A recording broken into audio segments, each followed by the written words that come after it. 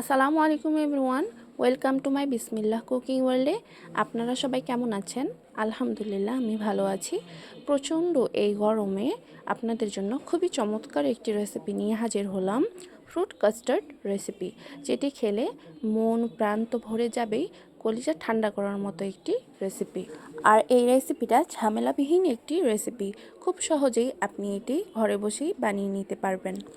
আর এই রেসিপিটা খুবই স্বাস্থ্যকর একটি রেসিপি এবং পুষ্টিগুণে ভরপুর, যা শরীরকে সতেজ রাখতে সাহায্য করবে। তো চলুন এর প্রসেসটা দেখিয়ে দিই। আমি এখানে 1.5 লিটার পরিমাণ গরুর দুধ নিয়ে নিয়েছি। আপনারা চাইলে এখানে গুঁড়া পাউডারও ইউজ করতে পারেন।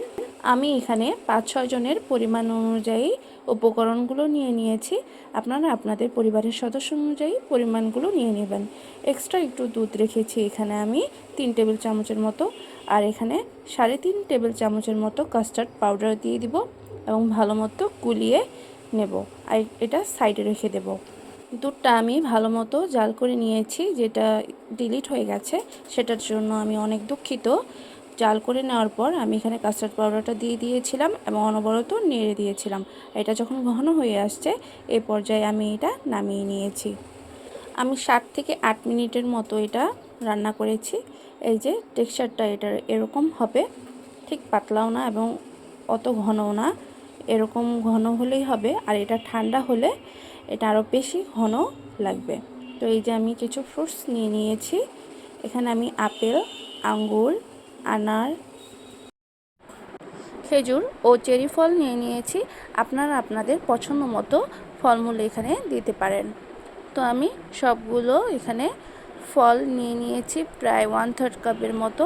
তো কাস্টার্ডের মিশ্রণে আমি সবগুলো ফল দিয়ে এটা ভালো মতো মিক্স করে নেব। নেড়ে চেড়ে নিলেই এটা তৈরি হয়ে যাবে। তো ফাইনালি আনারের দানা দিয়ে এটা আমি নেড়ে চেড়ে একটু মিক্স করে নেব। দেখুন এটার ঘনত্বটা কতটা পারফেক্ট হয়েছে, বেশি পাতলাও না আবার বেশি ঘনও না।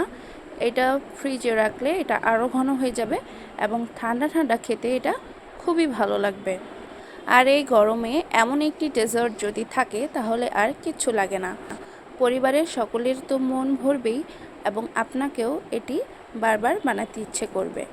তো আমার রেসিপিটি যদি আপনাদের ভালো লেগে থাকে এবং আপনারা উপকৃত হয়ে থাকেন তো অবশ্যই আমার চ্যানেলটিকে সাপোর্ট করবেন, লাইক, কমেন্ট, শেয়ার, সাবস্ক্রাইব করে পাশেই থাকবেন এবং পাশে থাকা বেল আইকনটি বাজিয়ে দিবেন, যাতে সবার প্রথমে আপনার কাছে আমার ভিডিওটি চলে যায়। তো আজ এখানেই বিদায় নিচ্ছি, দেখা হবে অন্য কোনো ভিডিওতে। সে পর্যন্ত ভালো থাকবেন, সুস্থ থাকবেন।